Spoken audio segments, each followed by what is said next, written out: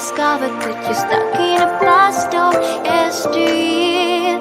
Forget all the problems just for the moment. That is the kind of story you should see.